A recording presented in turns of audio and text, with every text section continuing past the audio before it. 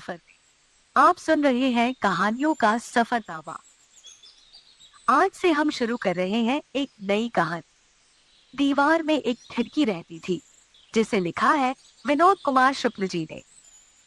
ये कहानी है उस जमाने की जब जिंदगी में साधारण चीजें भी बहुत मायने रखती थी।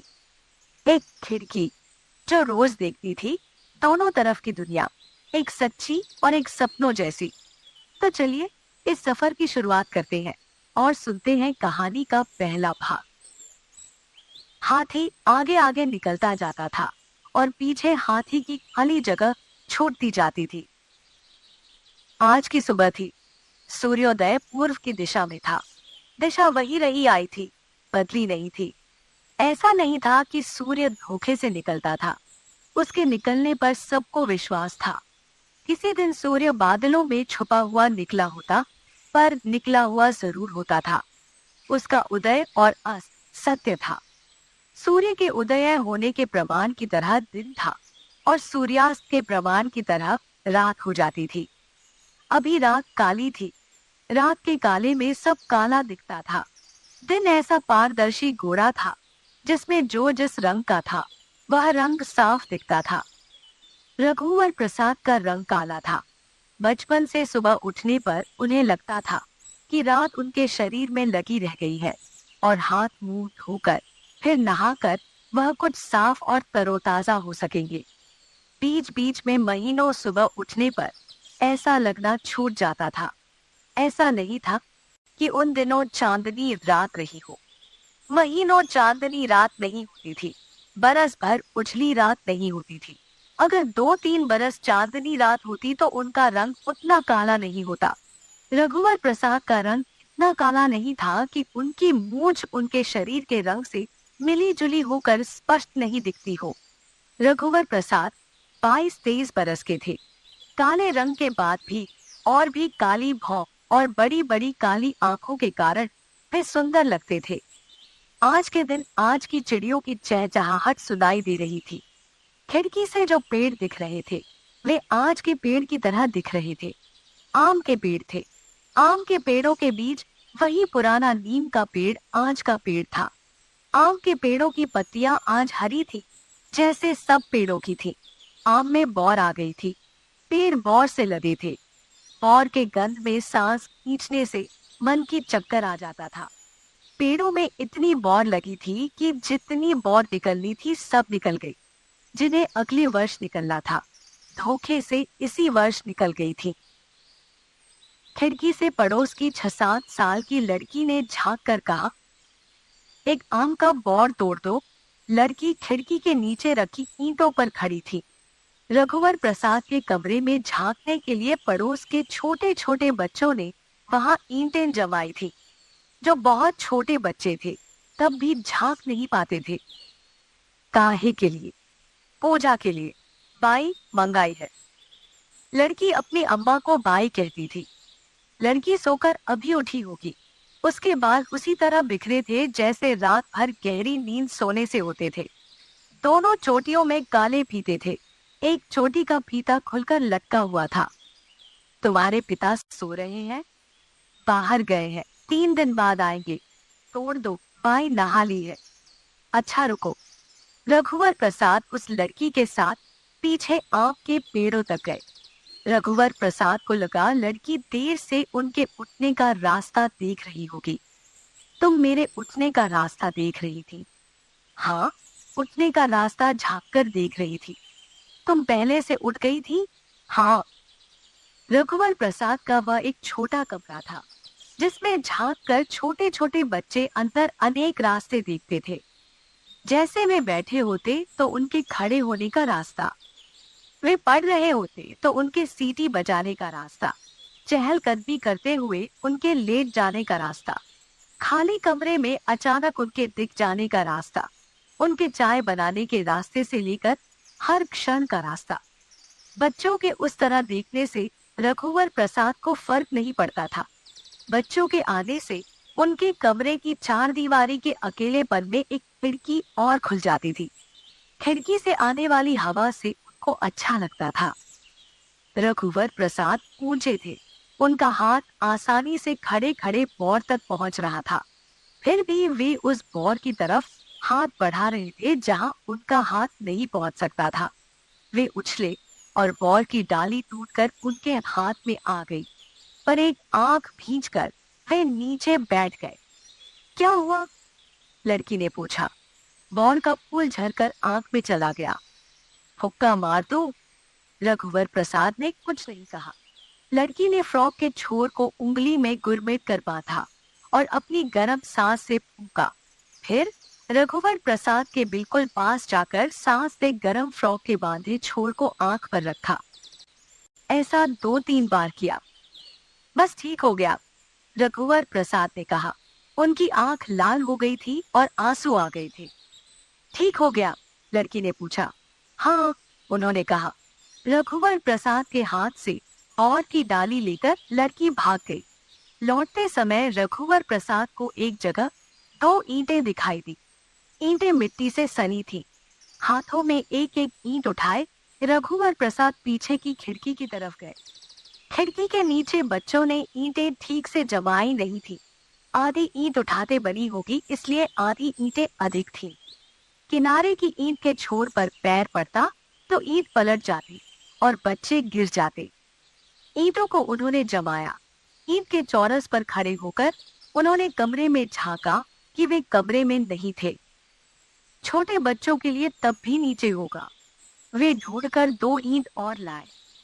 कमरे में आकर रघुवर प्रसाद को अपनी शादी का निमंत्रण पत्र पढ़ने का मन हुआ। शादी हुए 12 दिन हो गए थे। निमंत्रण पत्र खटिया के नीचे पेटी में था। पेटी निकालने के लिए वे नीचे झुके। उन्होंने सुना, ग में छोटे ऊ की मात्रा गुड़िया। खिड़की की तरफ उन्होंने देखा, एक बच्चा और बच्ची दोनों की ऊंचाई बराबर थी। खिड़की के नीचे की चौखट तक दोनों की ठुड्डी थी। रघुवर प्रसाद ने उन्हें देखा तो दोनों मुस्कुराए। फिर दोनों हंसने लगे। उनकी हंसी सुनकर नीचे बैठी हुई गुड़िया नाम की लड़की भी खड़ी हो गई। रघुवर प्रसाद ने उसे देखकर कहा, मैं छोटी ऊ की मात्रा बुढ़िया। नहीं, मैं छोटी ऊ की मात्रा गुड़िया। नहीं, मैं छोटी ऊ की मात्रा बुढ़िया। अच्छा, अब तुम लोग जाओ।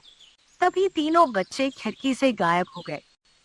रघुवर प्रसाद को लग रहा था कि पिता छोटू के साथ पत्नी को विदा कराकर गांव लिवा लाए होंगे। 1-2 दिन में ही यहाँ आ जाए। शादी के 3 दिन बाद पत्नी मायके चली गई थी। पिता ने पत्नी के जाने के 6 दिन बाद रघुवर प्रसाद से विदा कराने के लिए कहा था। विभागाध्यक्ष ने छुट्टी देने से मना कर दिया था। रघुवर प्रसाद एक निजी महाविद्यालय में व्याख्याता थे। 800 रुपए मिलते थे। महाविद्यालय इस 70,000 की आबादी वाली बस्ती से 8 किलोमीटर दूर था। इस बस्ती के सब तरफ के आखिरी मकान से लगे हुए खेत थे। बीच की बस्ती सबसे पुरानी थी। सभी आखिरी के मकान बाद के बने हुए थे। बस्ती के कुछ इधर उधर आखिरी के मकान भी पुरानी बस्ती के समय के बने हुए थे। यह ऐसा शहर नहीं था जिसके आखिरी मकान के बाद गांव की पहली झोपड़ी शुरू होती। राष्ट्रीय राजमार्ग नंबर 6 पर 8 किलोमीटर तक फैले खेतों के बाद सबसे नजदीक जोरा गांव था। शहर फैलते फैलते नजदीक के गांव तक पहुंचता तो गांव शहर का मोहल्ला बन जाता था। गांव का नाम मोहल्ले का नाम हो जाता था। जोरा गांव 8 किलोमीटर दूर था, इसलिए जोरा गांव नाम का मोहल्ला नहीं बना था। वहां यह महाविद्यालय था। यह खपरेल की छत वाला लंबी बैरक नुमा दाव के बाड़े में था। लाइन से कमरे बने थे। मिट्टी की 2 फुट मोटी दीवार थी। सामने एक लंबी दालान थी। दीवारें छुही मिट्टी से पुती थीं। बरामदे में बड़े बड़े आले बने थे। महाविद्यालय राष्ट्रीय राजमार्ग नंबर 6 पर था, इसलिए ट्रकें, टेम्पो, बसें आया जाया करती थी। महाविद्यालय के सामने 3-4 बैलगाड़ियां खड़ी रहती। 2-1 बैलगाड़ियों में बैल जुते होते। जमीन से टिकी बैलगाड़ियों के खुले बैल घास चरते हुए इधर उधर घूमते रहते। रघुवर प्रसाद महाविद्यालय जाने के लिए आधा घंटा पहले राष्ट्रीय राजमार्ग पर खड़े हो जाते थे। उन्हें आजकल 3-4 दिनों से महाविद्यालय की ओर जाता हुए एक हाथी दिखाई दे जाता था। लौटते समय भी 1-2 बार दिखा था। तब हाथी की पीठ पर पेड़ की डाल लदी होती। इसे हाथी खुद सूंड से तोड़ता होगा। दाढ़ी और बड़े बालों वाला एक सुंदर युवा साधु हाथी पर बैठा रहता। साधु का रंग गेहुआ था। हाथी के माथे, सूंड और कान के कुछ हिस्से की कान ललाई लिए हुए थी और उसमें काले छींटे सुंदर लगते थे। हाथी युवाओं का खूबसूरत था, काला हाथी था। रघुवर प्रसाद ने मन ही मन अपने एक हाथ को आगे बढ़ाकर जाते हुए हाथी के रंग से अपने रंग की तुलना की। हाथी की तुलना में उनका रंग साफ था। कभी कभी दिख गए काले सांवले मनुष्यों के पश्चात किसी एक दिन पेड़ों से उन्होंने तुलना की होगी कि आम के पेड़ के शरीर का रंग पीही के पेड़ के शरीर के रंग से बहुत काला था। पीही के पेड़ का रंग गेहुआ चिकना था। आम के पेड़ के शरीर का रंग और नीम के पेड़ के शरीर का रंग एक जैसा काला था। इसी तरह पेड़ पर बैठने वाले पक्षियों से और उड़ते हुए पक्षियों से। यह सच था कि धरती में पेड़ों की पत्तियों, घास के कारण हरा रंग सबसे अधिक था। आकाश में नीला रंग अधिक था। खुली धरती पर होने के कारण यह सुविधा थी कि एक मुश्त बहुत सा आकाश दिख जाता था। सुबह शाम आकाश के स्थिर रंगीन होने के बाद भी हरा उड़ता रंग उड़ते हुए तोतों के झुंड के कारण दिखाई देता था। 8-10 कौवों से बड़ा झुंड आकाश में दिखाई नहीं देता था। तोते सटे हुए एक साथ उड़ते दिखाई देते थे। कौवे छितरे छितरे उड़ते दिखाई देते थे। सफेद बगुले भी छितरे छितरे उड़ते थे। कोयल पेड़ की डाली में छुपी छुपी दिखती थी। गिलहरी पेड़ पर अकेली नहीं दिखाई दी। आसपास दूसरी गिलहरी होती या चिड़िया जरूर होती। तब यह तय नहीं कर पाते थे कि टिट टिट बोलती हुई गिलहरी है या चिड़िया। कभी लगता गिलहरी है, कभी लगता चिड़िया है। तालाब के किनारे के पेड़ पर बैठने वाली रंगीन लंबी चोंच वाली चिड़िया एक छोटी घंटी की तरह चहचहाती है या टुनटुनाती है। रघुवर प्रसाद को ऑटो का इंतजार करते हुए जब देर हो जाती और सामने से हाथी निकल रहा होता, तब उनका मन होता था कि हाथी पर बैठकर महाविद्यालय जाते। हाथी पर बैठे साधु की नजर रघुवर प्रसाद पर पड़ती थी। रघुवर प्रसाद कहते, मुझे ले चलोगे? तो हो सकता है साधु हाथी रोक देता। साधु नहीं रोकता तो हाथी खुद रुक जाता। रघुवर प्रसाद जहां ऑटो के लिए खड़े होते थे वहां चाय की एक टिपरिया दुकान थी। एक पान का ठेला था। साइकिल पंचर सुधारने की दुकान थी। इस दुकान के सामने एक गतला पानी भरा घमेला था और वहां रिम जकड़ने के स्टैंड से एक पंप टिका हुआ होता। चाय और पान की दुकान के सामने जमीन पर धसी हुई लकड़ी की 2 बेंचें थी। बेंच इतनी प्राकृतिक थी कि लगता था कि पेड़ पर बेंच की तरह उगी थी और काट कर इनके पायों को जमीन पर गाड़ दिया गया। रघुवर प्रसाद ऑटो का रास्ता देख रहे थे। दूर से रघुवर प्रसाद ने हाथी को आते देखा। रघुवर प्रसाद को लगा, यहाँ खड़े होने से जैसे 4 तार के पेड़ दिखाई देते हैं, उसी तरह यहाँ खड़े होने से हाथी भी दिखाई देता है। फर्क इतना था कि तार के पेड़ वहीं खड़े होते, जबकि हाथी आता दिखाई देता था। आता हुआ हाथी सामने रुक गया। साधु हाथी की पीठ पर बंधी रस्सी के सहारे उतरा। रघुवर प्रसाद को लगा कि साधु पान की दुकान से तंबाकू छूना लेने आया हो या चाय की दुकान पर चाय पीने। वह साइकिल की दुकान नहीं जाएगा। ऐसा नहीं था कि हाथी के पैर की हवा निकल गई हो। हवा भरवाने की उसकी मंशा नहीं होगी। साधु तंबाकू मलता हुआ रघुवर प्रसाद के पास खड़ा हो गया। धीरे से उसने पूछा, ऑटो नहीं मिली? नहीं मिली। रघुवर प्रसाद ने भी धीरे से कहा, हाथी पर बैठेंगे? महाविद्यालय जाना है ना। हाथी पर?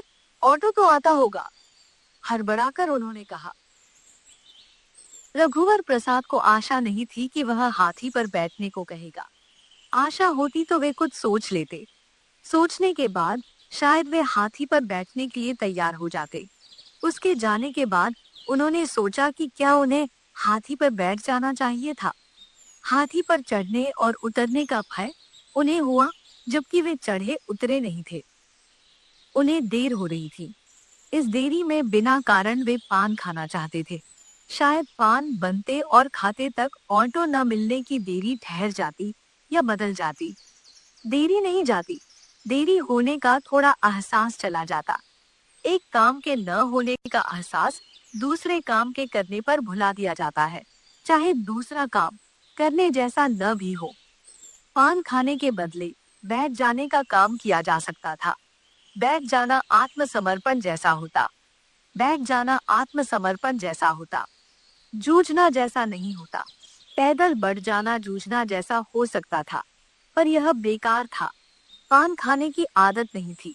ऑटो के इंतजार करने के समय में ऑटो नहीं आ रहा था। पान खाने के समय में ऑटो आ जाए। पान खाना ऑटो पाने का एक टोटका हो सकता था। जुआ खेलना भी हो सकता था। अभी पान के ठेले वाला आदमी रघुवर प्रसाद को इस नजर से नहीं देख रहा था कि रघुवर प्रसाद पान खाएंगे।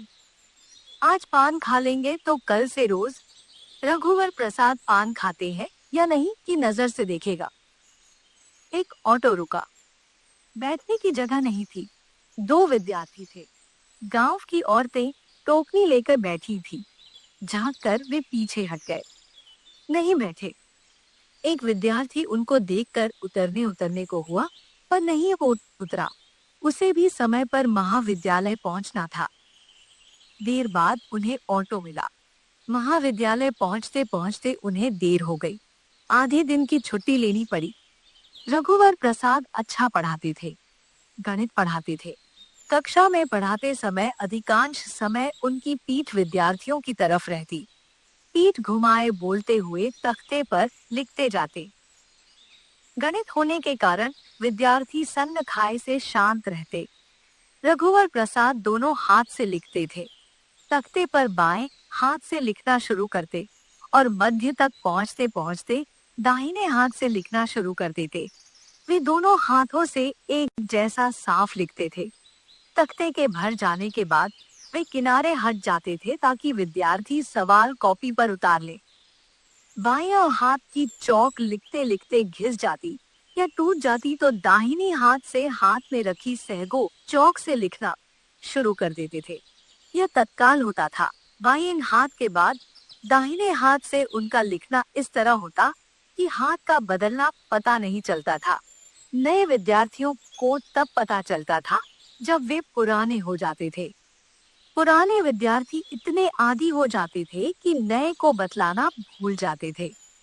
विभागाध्यक्ष को भी बहुत बाद में पता चला था कि रघुवर प्रसाद दोनों हाथ से लिखते हैं, जबकि वे उनको बाएं और दाहिने हाथ से लिखता हुआ कई बार देख चुके थे। जब वे रघुवर प्रसाद को बाएं हाथ से लिखता हुआ देखते तो उसे ही सत्य समझते कि रघुवर प्रसाद डेरी हाथ है। जब दाहिने हाथ से लिखना देखते तो उनको यही हमेशा का सत्य लगता। पहले का सत्य वे भूल जाते थे। दरअसल रघुवर प्रसाद के दोनों दाहिने हाथ थे। दूसरे दिन ऑटो के इंतजार में पिछले दिनों की तरह हाथी आते हुए दिखा। हाथी दिखने के बाद रघुवर प्रसाद ने ताड़ के पेड़ों को देखा कि वही है। हाथी पर बैठे युवा साधु ने रघुवर प्रसाद की कल उनसे बातचीत हो चुकी थी के परिचय की दृष्टि से देखा। साधु को रघुवर प्रसाद का नाम नहीं मालूम था। अगर मालूम होता तो देखने के परिचय में नाम मालूम है कि भी दृष्टि होती। रघुवर प्रसाद को लगा कि आज वह उनसे नहीं पूछेगा। हाथी पर बैठकर महाविद्यालय जाना ठीक नहीं था। हाथी एक सवारी थी जिसका चलन बंद हो गया, इस तरह चल रही थी। एक सिक्का जिसका चलन बंद था, पर है। वह चाहते तो कल हाथी पर बैठ सकते थे। ऑटो के 1 रुपए देने पड़ते हैं, हाथी के अधिक देने पड़े। 8 किलोमीटर हाथी पर बैठकर जाना होगा। पहले राजे महाराजे बैठते थे, इस समय बैठे तो हास्यास्पद होगा। जैसे हाथी पर बैठा हुआ भूतपूर्व राजा सब्जी खरीदने बाजार आया। सबने अपनी अपनी सब्जी की टोकरी पीछे खींचकर हाथी के आने का रास्ता चौड़ा किया। तब भी हाथी के लिए घूमकर पलटने की जगह नहीं थी। इस तितर बितर में भूतपूर्व राजा ने एक सब्जी वाली के पास झोला फेंका कि आधा किलो आलू, 1 रुपए की पालक, 1 पाव लहसुन और 50 पैसे की अदरक देना। झोले में सब्जी भरकर सब्जी वाली झोले को हाथी की सूंड को पकड़ा देगी। हाथी सूंड पलटाकर झोला महावत को दे देगा। भूतपूर्व राजा सब्जी के पैसे पूछेगा, फिर एक पोटली में पैसे लपेटकर महावत को देगा। महावत हाथी को देगा, हाथी सब्जी वाली को देगा। इस लेन देन के बीच में बहुत बड़ा हाथी होगा और उसकी भूमिका होगी। घूमने फिरने के लिए हाथी पर बैठना ठीक है, काम पर जाने के लिए नहीं। घोड़ा तो भी ठीक होगा। टेम्पो में हमेशा की तरह गांव की औरतों और बूढ़ों की भीड़ थी। एक बूढ़ा डंडा लिए हुए बैठा था। विद्यार्थी नहीं थे, इसलिए रघुवर प्रसाद ने अंदर घुसने की कोशिश की। टेम्पो वाले ने जगह बनाने के लिए कहा। टेम्पो में जगह होती तो मिलती।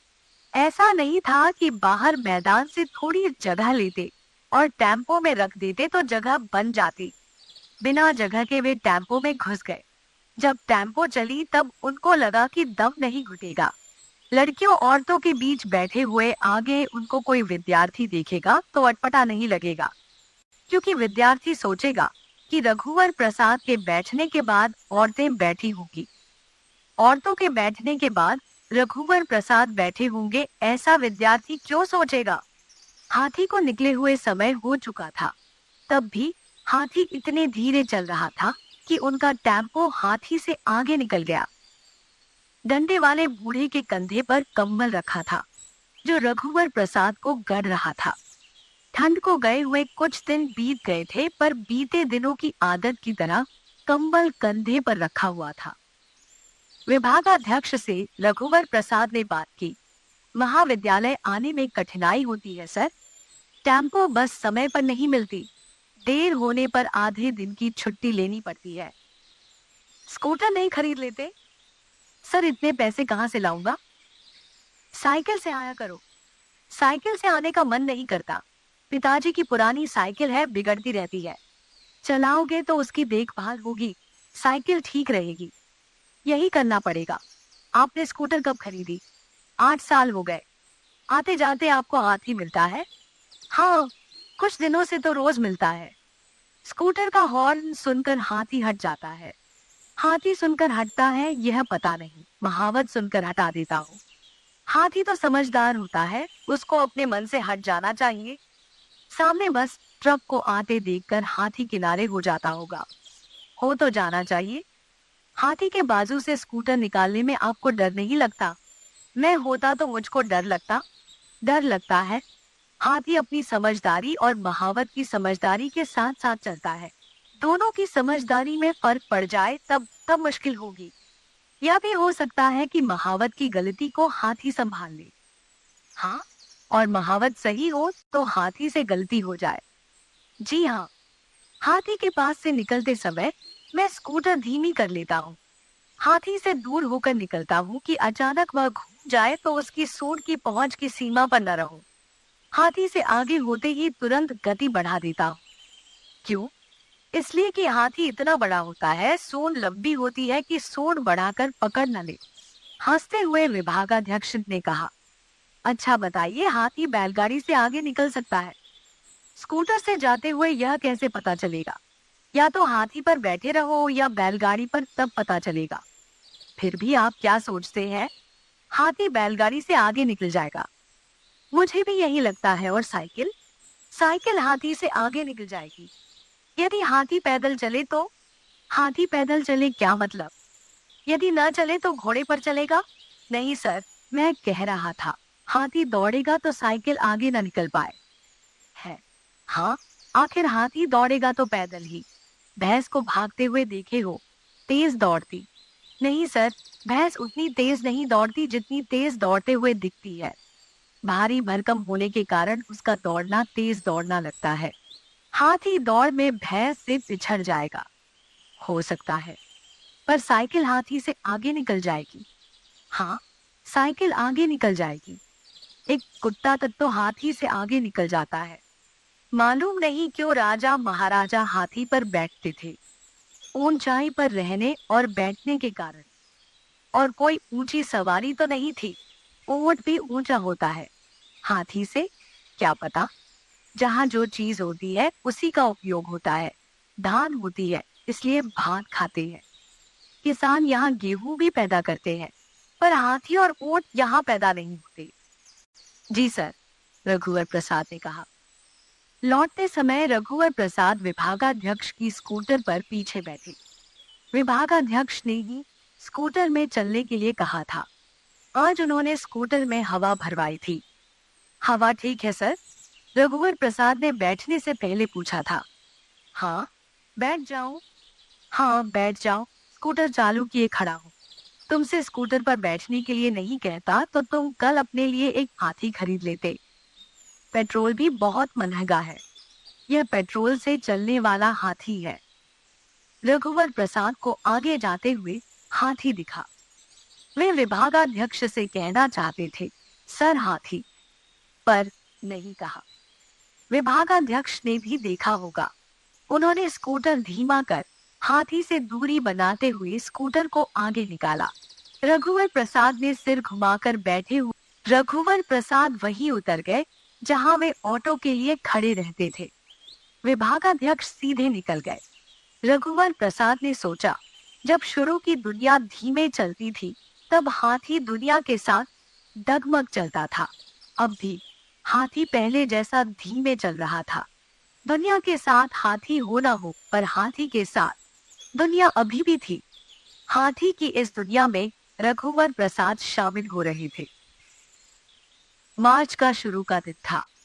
तब भी अचानक पानी ऐसा गिर रहा था कि अगस्त का महीना लगने लगा। पानी की तेज बौछार से आम के बौर झड़ गए थे। बौर की खुशबू में गीलापन था।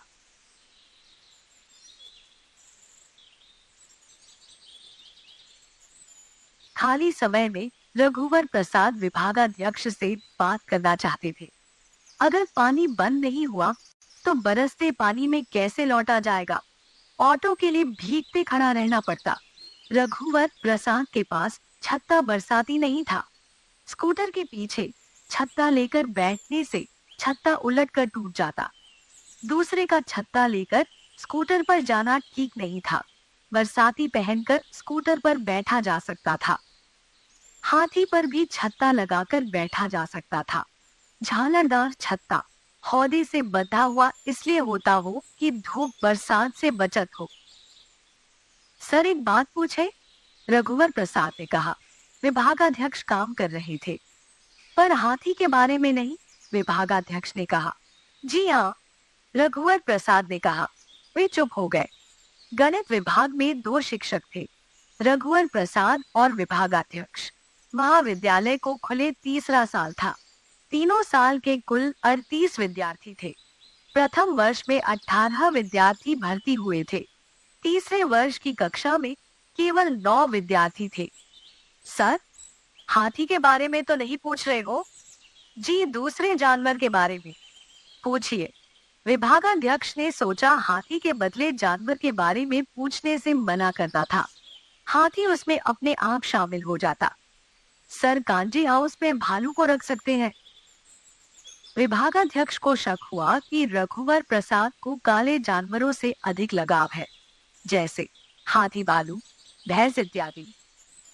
आवारा गाय गोरू को कांजी हाउस में रखते हैं। भालू जंगल में रहता है। जंगल का भालू आवारा भालू नहीं होगा। गाय गोरू जिसको देखने सुनने वाला कोई नहीं, खड़ी फसल चरने लगे, नुकसान करे तो उसको कांजी हाउस में बंद कर सकते हैं। जिसकी गाय होती है वह दंड देकर छुड़ा ले जाता है। जंगल से निकलकर भालू खेत में आ जाए तो भालू आवारा नहीं हो जाएगा। खेत में आएगा तो भी आवारा नहीं होगा। गांव में आ जाएगा तो भालू कहीं भी आ जाए जंगली रहेगा। आदमी लोगों को भालू नुकसान पहुंचाए और पकड़ में आ जाए तो कांजी हाउस में दे सकते हैं।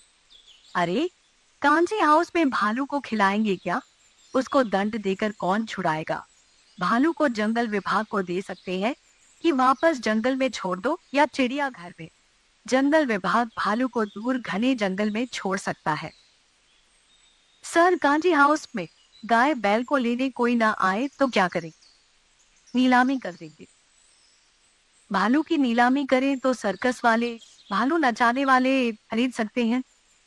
भालू को नचाने वाले कितने मिलेंगे? 8-10 तो इकट्ठे हो जाएंगे। अच्छा, कल किसी एक को तो ढूंढ कर लाना। मुझको तो लगता है गिने चुने 2-4 लोग घूम घूम कर भालू नचाते फिरते हैं। 2-4 भी नहीं, एक होगा। वही एक सारी दुनिया में घूमता है। अपनी बस्ती में भालू नचाने वाला एक भी आदमी नहीं है। अगर होगा तो वह भालू के साथ रहता होगा। भालू पालतू जानवर नहीं है, जंगली जानवर है। पालतू जानवर की नीलामी करेगी, जंगली जानवर को जंगल भेज देंगे, समझे? समझ गया। पर सर, गाय एक समय पालतू नहीं रही होगी, वह भी जंगली जानवर होगी। मनुष्य जंगली था, भालू भी धीरे धीरे पालतू हो जाता। नहीं, ऐसा नहीं है, भालू पालतू जानवर नहीं है। सर, हाथी पालतू जानवर हो गया है, रघुवर प्रसाद ने कहा। तुम छत्ता लाए हो? विभागाध्यक्ष ने पूछा। नहीं, छत्ता किसी से मांग लूंगा, पैदल जाऊंगा। चपरासी से छत्ता मांग लेना, पैदल जाना। भीगते हुए चलना है तो मेरे साथ चलो। मैं भीगते जाऊंगा, मैं पैदल जाऊंगा। मन हुआ तो छत्ता लिए तेज चलूंगा, छत्ता लेकर दौड़ूंगा। पैदल दौड़ना? जी सर, पिताजी कहते हैं जब पानी गिरता है तो चोरों को चोरी करने में आसानी होती है। हाँ, मैं कुत्ते के बदले एक शेर पालने की बात सोच रहा हूँ। जब चोर आएगा तो वह भौंकेगा नहीं, दहाड़ेगा। प्राचार्य अपने स्कूटर में भीगते हुए चले गए। कुछ भीगते हुए विद्यार्थी साइकिल से, कुछ पैदल। विद्यार्थी साइकिल पर डबल सवारी भी गए। जो शिक्षक साइकिल में आते थे वे सब पानी रुकने का इंतजार किए बिना साइकिल से चले गए। विभागाध्यक्ष ने जाते समय रघुवर प्रसाद से पूछा, भीगते चलोगे? नहीं सर, मुझे छत्ता मिल गया है, पैदल जा रहा। रास्ते में टेम्पो मिल जाएगा। रास्ते में हाथी मिले तो छत्ता लगाकर हाथी पर मत बैठना रघुवर प्रसाद। क्यों सर? एक हाथ से तो छत्ता पकड़ोगे, संभल कर बैठते नहीं बनेगा। शायद सड़क के नीचे की हवा से हाथी के ऊपर की हवा तेज हो, छत्ता उलट जाए। छत्ता संभालने में खुद मत गिरना, छत्ता को गिर जाने देना। छत्ता मेरा नहीं है, किसी का भी छत्ता हो, झल्लाकर विभागाध्यक्ष ने कहा। जी हाँ, रघुवर प्रसाद पैदल निकल पड़े थे। पानी कम हुआ था, फिर भी तेज था। शहर की ओर से गांव की सवारी से लदा टेम्पो आकर चला गया। यही टेम्पो लौटेगा तब शायद जगह मिल जाए। टेम्पो नवा गांव तक जाता था। जोरा गांव से लगा वहां विद्यालय था। इस गांव में दाऊ की लंबी चौड़ी देरी थी जो महाविद्यालय को दान दे दी गई थी। महाविद्यालय की दालान की दीवालों में बड़े बड़े आले बने थे। कमरे की भी दीवालों में आले थे। दालान में छानी को सहारा देने लाइन से पत्थर पर लकड़ी के खंभे थे। लकड़ी के खंभे, पल्ली, दरवाजे और खिड़की के पल्ले अलसी के तेल से चिपुड़े काले और चमकदार थे। जमाने से इनको अलसी का तेल लगाकर चमकाया जाता था। तेल के कारण इनमें धूल की परत चपती थी। यह परत इतनी कड़ी हो जाती थी कि लकड़ी का हिस्सा लगती थी। धूल की जमी परत प्राकृतिक बारीक नक्काशी लगती थी। दरवाजे में पीतल और लोहे के मोटे मोटे फुल्ली कीला लगे थे। साथ में लगे पीतल के फूल लोहे के कीलों की तरह काले पड़ गए थे। सभी दरवाजे नवबेड़िया थे, भारी और मजबूत। बरामदे में दीवार के नीचे गेरू की डिजाइन की पट्टी बनी थी। प्राचार्य के दरवाजे के आजू बाजू की दीवार में नीले रंग के मोर बने थे। उसमें कहीं कहीं लाल रंग के छींटे थे। कार्यालय के कमरे के दरवाजे के पास गणेश जी बने थे। गणित विभाग के कमरे के अंदर एक पक्षी बना था। आश्चर्य था कि हाथी कहीं नहीं बना था। कक्षाओं के लिए अनेक कमरे खाली थे। एक खाली कमरे की दीवार में हाथ के 18 छप्पे बने थे। खिड़कियां छोटी थी। सलाखों की जगह बांस ठोक दिए गए थे। महाविद्यालय का फर्श गोबर से लिपा पुता था। 3 कक्षाओं में बेंचें रखी थी और एक एक टेबल। कुर्सी नहीं थी, कुर्सी की कमी थी। 11 कमरे थे। 3 कमरों में पढ़ाई होती थी। एक कमरे में प्राचार्य बैठते थे। महाविद्यालय के सामने एक मैदान था। वहां झंडा फहराने के लिए एक मोटी बल्ली गड़ी थी। उसमें एक ऊंचा बांस बंधा था। बांस में झंडा फहराकर बल्ली में बांध दिया जाता था। महाविद्यालय से लगी हुई एक झोपड़ी में प्राथमिक शाला थी। माध्यमिक स्कूल गांव में नहीं था। इस गांव और पास के शहर के लिए यह एक अतिरिक्त महाविद्यालय था। शहर के अंदर भी एक महाविद्यालय था। वहां एक 125 लड़कों का जमघट था। प्राथमिक स्कूल के शिक्षक महाविद्यालय के शिक्षक का बहुत आदर करते थे। गांव वालों का कहना था कि महाविद्यालय के इतने कमरे खाली है, उसी में प्राथमिक स्कूल लग जाता तो ठीक था।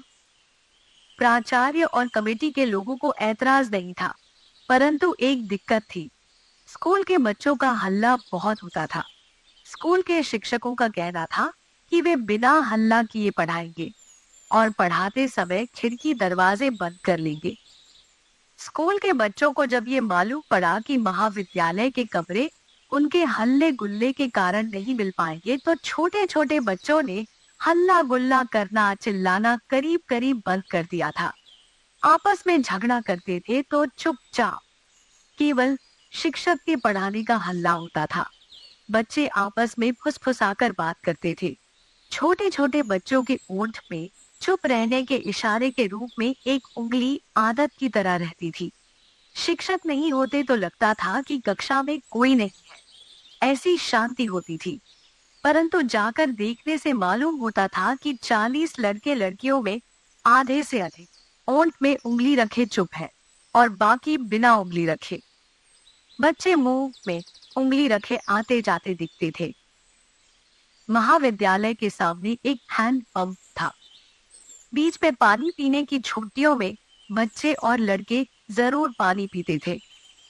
गिलास से पानी पीने के लिए स्कूल और महाविद्यालय दोनों जगह घड़े और चप्पू रखे थे। घड़े से निकालकर गिलास से पानी पीना प्राचार्य और शिक्षकों से लेकर प्राथमिक स्कूल तक के बच्चों को अच्छा नहीं लगता था।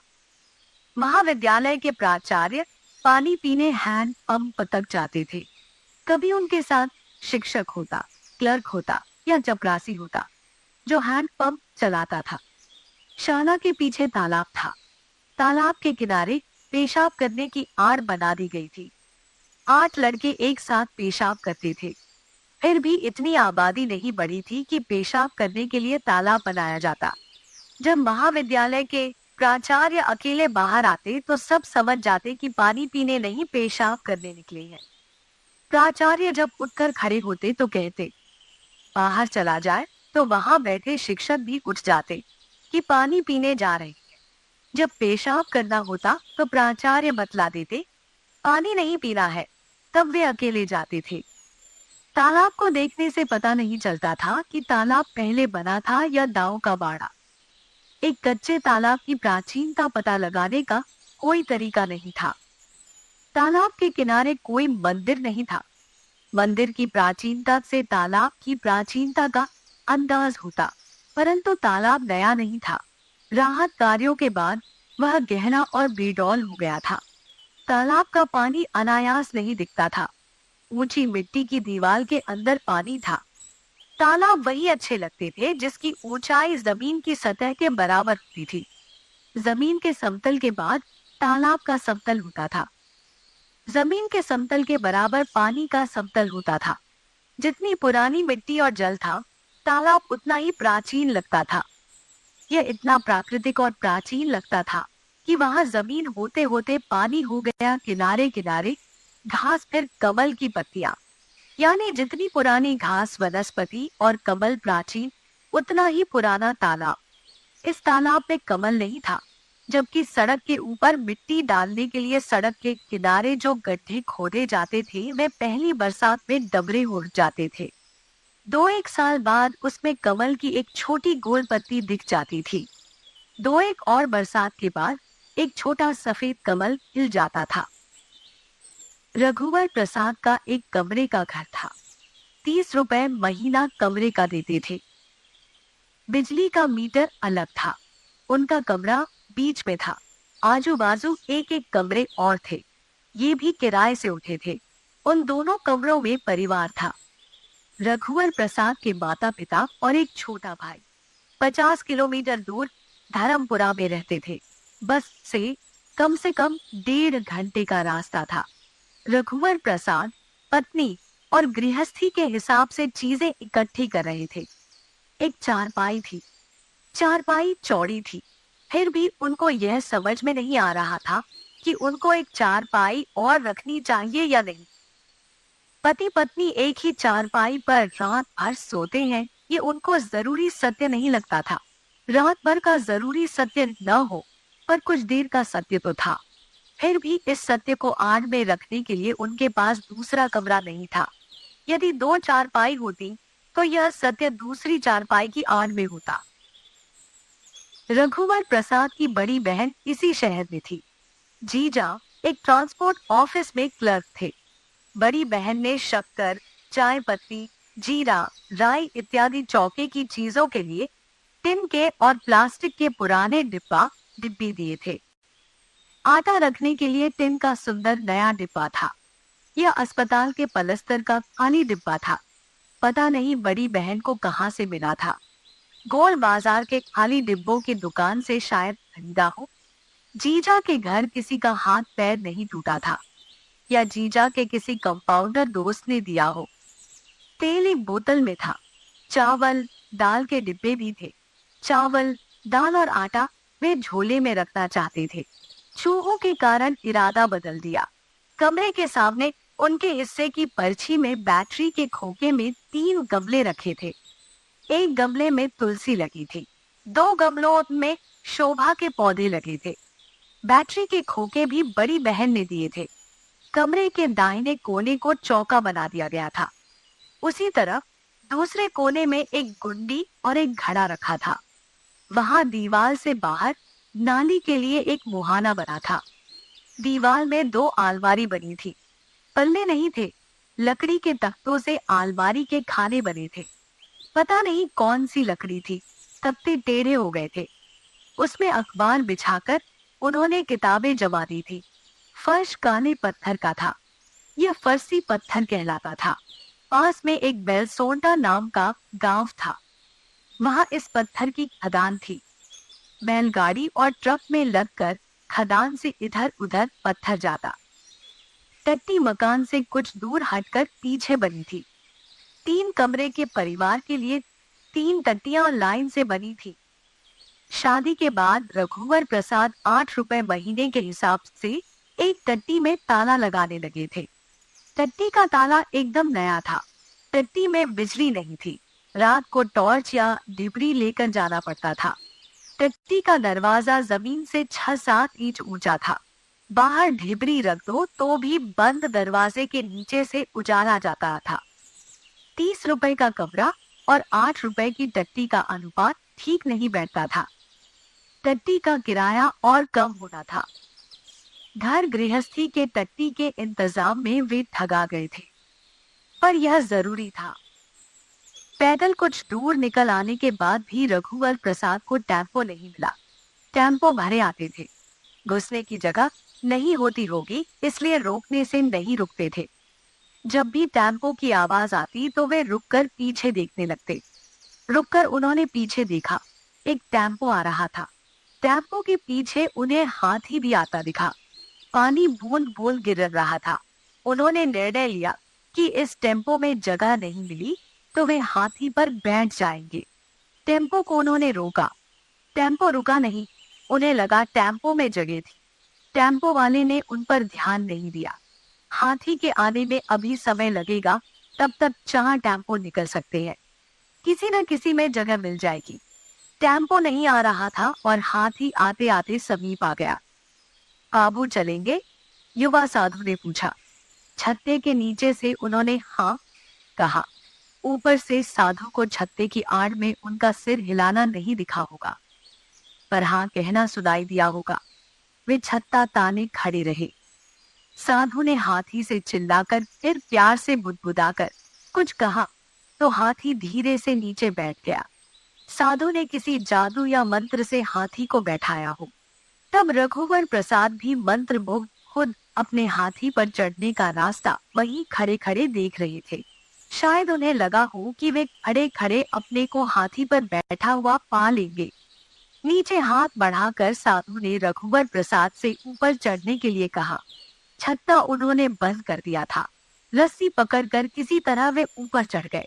हाथी का शरीर बहुत खुरदुरा था। संभलना कहकर उसने हाथी को कुछ कहा तो हाथी खड़ा हो गया। हाथी इतना ऊंचा होगा इसका अंदाजा नहीं था। बूंदाबांदी हो रही थी। बंद छत्ता हाथ में था। जिस हाथ में छत्ता था उस हाथ से भी वे रस्सी किसी तरह पकड़े हुए थे। कुछ डर या संभल कर बैठे होने के कारण वे झुके हुए थे। घबराइए नहीं, गिरेंगे नहीं। हाथी आपको गिरने नहीं देगा, समझदार है। हाथी की रीढ़ की हड्डी उन्हें गड़ रही थी। रीढ़ की हड्डी थी या रस्सी यह निश्चित करने के लिए थोड़ा खिसकना पड़ता। शुरुआत में तो वे ज्यादा झुके रहे, कुछ देर बाद तन कर बैठ गए। हाथी पर बैठने का उनका संतुलन उन्हें मिल गया था। वे जूता पहने हुए हाथी पर चढ़े थे। जूते पहने हुए उन्हें हाथी पर चढ़ना था या नहीं उन्हें नहीं मालूम था। साधु ने भी नहीं टोका था। घर किधर है? ऑटो वाली जगह पहुंचकर साधु ने पूछा। इधर, उन्होंने बताया। घर उन्हें दिखने लगा था। उन्हें लगा घर के सामने कुछ चहल पहल है। औरतें दिख रही थी, पास पड़ोस से आ जा रही थी। छोटे छोटे बच्चे खेल रहे थे। ढोलक और मजीरे के साथ गवनई सुनाई दे रही थी। शायद उनके ही घर में। उनका दिल धड़कने लगा। दिल जितनी जोर से धड़क रहा था हाथी के ऊपर नीचे के कारण उतना नहीं था। कुछ देर पहले से पानी बंद हो गया था और हल्की सी धूप निकल आई थी। वे हाथी पर बैठे बैठे देख रहे थे कि एक औरत ने उनके कमरे से चारपाई निकाली और सामने के पेड़ के नीचे डाल दी। दूसरी ने दरी लाकर बिछा दी। शायद पिता थे। पड़ोस के कमरे से निकलकर वे चारपाई पर बैठे फिर लेट गए। उठकर उन्होंने खटिया पेड़ के नीचे से सरकाई, फिर लेट गए। हवा चलने से पत्तियों से पानी टपकता होगा। बच्चों को दूर से हाथी दिखा। वे चिल्लाने लगे। पिता उठकर बैठ गए। उन्हें यह थोड़ी समझ में आ रहा था कि हाथी पर उनका रघुवर प्रसाद बैठा है। सामने औरतें, बच्चे इकट्ठे हो गए थे। वही घर है, उनके मुंह से निकला। कुछ उत्सव है क्या? नहीं, गांव से पिताजी आए हैं। उसे घर नहीं बताना था। पहले उतर जाते तो अच्छा था, तमाशा हो जाएगा। उन्हें झेप लग रही थी। हाथी से उतरते भी नहीं बनेगा। उतरते उतरते गिर पड़े तो। हाथी ठीक पिता की चारपाई के पास खड़ा हुआ। पिता ने तब भी नहीं पहचाना था। पिता चारपाई से उठकर हाथी से कुछ दूर जाकर खड़े हो गए थे। चारपाई को भी उन्होंने हटा दिया था। तभी उन्होंने पहचाना कि हाथी पर उनका बेटा है। पड़ोस की औरतों, बच्चों ने भी पहचान लिया। एक औरत ने चिल्लाकर कहा, अरे रघुवर प्रसाद हाथी से आया है। बच्चे हो चिल्लाने लगे। अंदर पत्नी होगी तो उसने भी सुना होगा। शायद उस औरत ने पत्नी को सुनाने के लिए ही चिल्लाया हो। पत्नी का जी धक्क से किया होगा। एक क्षण को उसका भी मन रघुवर प्रसाद को हाथी से आया देख लेने का हुआ होगा। हाथी पर बैठकर आना खुशी की बात तो होती होगी, थोड़ी बहुत शान भी होती हो। साधु ने रघुवर प्रसाद के उतरने के लिए हाथी को नीचे बैठाया। रघुवर प्रसाद हाथी से संभल कर उतरे। उन्होंने 1 रुपए का सिक्का निकाला। तब तक हाथी खड़ा हो गया था। सिक्का देखकर साधु ने मुस्कुराकर कहा, हाथी को दे दीजिए। हाथी को सिक्का कैसे दे, यह वे हथेली फैलाए ठीक से सोच भी नहीं पाए थे कि हाथी ने हथेली पर से सिक्के को सूट से उठाकर साधु को दे दिया। अच्छा, कल मिलेंगे, मित्रवत हाथी सवार ने कहा। अच्छा, धीरे से रघुवर प्रसाद ने कहा। हाथी के जाने से एक बड़ी सी जगह निकल आई थी। यह तो था कि हाथी आगे आगे निकलता जाता था और पीछे हाथी की खाली जगह छूटती जाती थी। जाते हुए हाथी को उंगली से छूने का मन रघुवर प्रसाद को हुआ था। हाथी के हटते ही दरवाजे के पास खड़ी औरतों में उन्होंने पत्नी को एक झलक ढूंढा और पिता के पैर छुए। पत्नी उन्हें नहीं दिखी। पड़ोस की औरतें कमरे में थीं, इसलिए विश्वास था कि कमरे में होगी। हो सकता है माँ पत्नी न आई हो, माँ से मिलने औरतें आई हो, पर गवाही क्यों होगी? क्या पत्नी नहीं आई होगी? उनका मन स्थिर नहीं था। वे हाथी से उतर गए थे, पर मन अचानक घुड़सवारी करने लगा था। जी पत्नी के आने और न आने की तरफ दौड़ता रहता था, कहीं रुकता नहीं था। न तो आने पर रुकता था और न नहीं आने पर। पिता ने रघुवर प्रसाद को बहुत मन से आशीर्वाद दिया। हाथी वाले को चाय नहीं पिला देते, याद नहीं रही, कल पिला देना। पिता ने सोचा होगा कि वह महाविद्यालय आना जाना हाथी से करता है। कितनी देर हो गई आए हुए? रघुवर प्रसाद ने पूछा। घंटा 2 घंटा हुआ होगा। पड़ोसियों को मालूम पड़ा तो ढोलक लेकर गवनई करने लगी। बहू अंदर है, बहू को पहुंचाने आया था। तुमको छुट्टी तो मिलती नहीं। तुम्हारी माँ पीछे पड़ी थी, बहू को पहुंचा दो। बहू का मन नहीं लग रहा है, उदास रहती थी। उसे अपने माता पिता की याद आ रही होगी। धीरे से, संकोच से उसने कहा। यह पिता ने नहीं सुना। घर पैसे थोड़ा ज्यादा भेज दिया करो। छोटू की बीमारी में इस बार पैसे खर्च हो गए। 20 दिन बुखार में पड़ा रहा। आने पर बहू ने बहुत सेवा की। तब तक तो वह ठीक हो गया था, अब एकदम ठीक है। तुमको चिट्ठी लिखे तो थे। चिट्ठी नहीं मिली, आश्चर्य से रघुवर प्रसाद ने कहा। पत्नी ने भी लिखी हो और उसे न मिली हो। पत्नी क्यों लिखेगी? वह भी नहीं लिख सका। जब कितने दिन पहले लिखे थे? कुछ दिन हो गए। महाविद्यालय के पते से तो नहीं भेजे, घर के पते से भेजे थे। पोस्टमैन से पूछूंगा। पूछते रहने से वह चिट्ठी देना भूलेगा नहीं। अच्छा, वो हाथ धो लो, चाय पी लो, थके होगे। पिता ने कहा। अम्मा नहीं आई? कैसे आती, वहां कौन देखता? आपने चाय पी? हाँ, पी लो। देखो कप खटिया के नीचे धरा है, कप ले जाना, इसी में धो के पी लेना। ज्यादा कप बसी नहीं निकाला करो, टूट जाती है। जी हाँ, ज्यादा कप बसी नहीं थी। यही एक कप बसी थी जिसे रघुवर प्रसाद ने उठाया था। कप उठाते उठाते रघुवर प्रसाद ने कमरे की तरफ देखा। कमरे के अंदर देहरी के पास उन्होंने कप रख दिया था। स्टोव जलने की गंध थी। उनके कप रखते ही एक लड़की ने कप उठाया और उसे धोने गुड्डी की तरफ कोने में चली गई।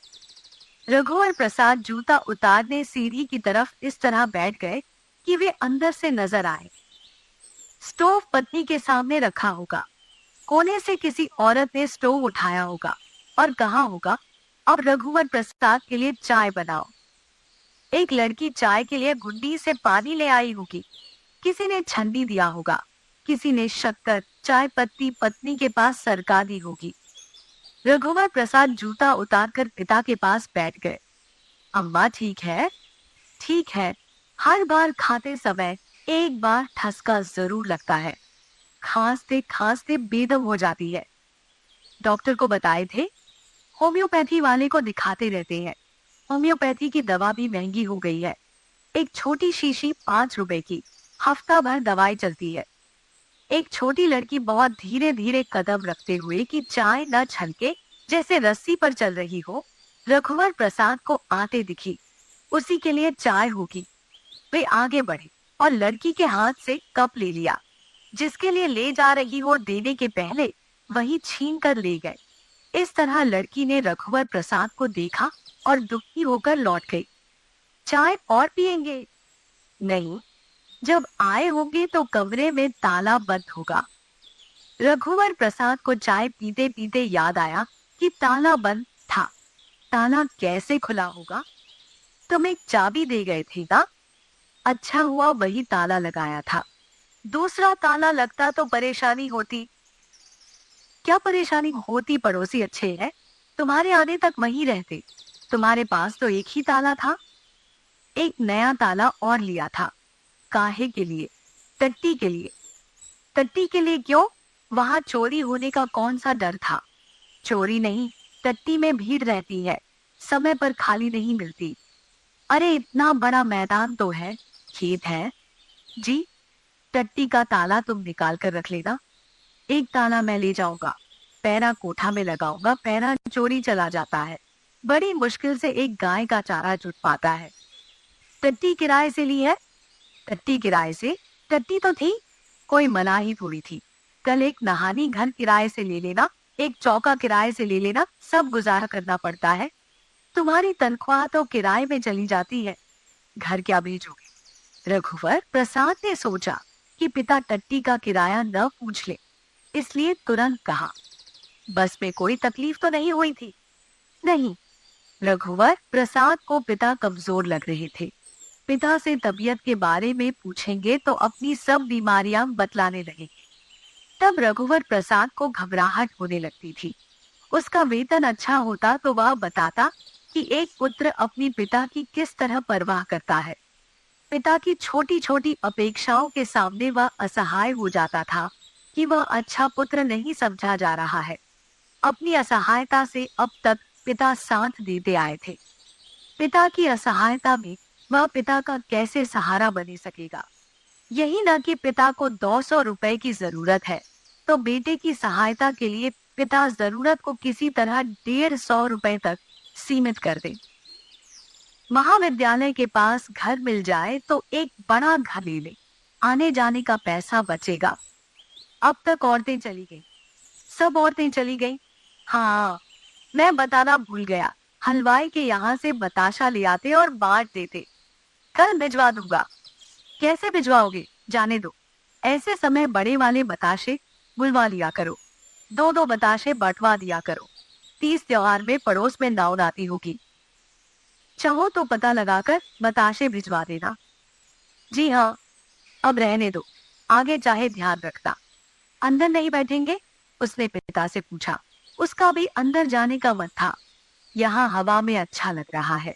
दिया बत्ती का समय हो गया है, बहू से कह दे बत्ती जला दे। कुबेरी बेरिया अंधेरा नहीं होना चाहिए। जी। रघुवर प्रसाद अंदर गए। पत्नी एक कोने में बैठी थी, गुड़िया बैठी थी। रघुवर प्रसाद की पत्नी ने उसे अपने साथ के लिए रोक लिया था। गुड़िया को देखकर रघुवर प्रसाद का मन हुआ। उससे कहेगा में छोटी ऊ की मात्रा गु, पर नहीं कहा कि पिता क्या सोचेंगे। रघुवर प्रसाद के आते ही पत्नी ने गुड़िया को फुसफुसाकर जाने को कहा होगा। वह भागती हुई चली गई। दिन के विदा होने का बाहर से कुछ अधिक अंधेरा कमरे में हो चुका था। रघुवर प्रसाद ने सोचा, अभी बत्ती न जलाए, 1 मिनट बाद जलाए। वे पत्नी की ओर बढ़े। पिताजी दिख नहीं रहे थे। पड़ोस के बच्चे बाहर खेल रहे थे।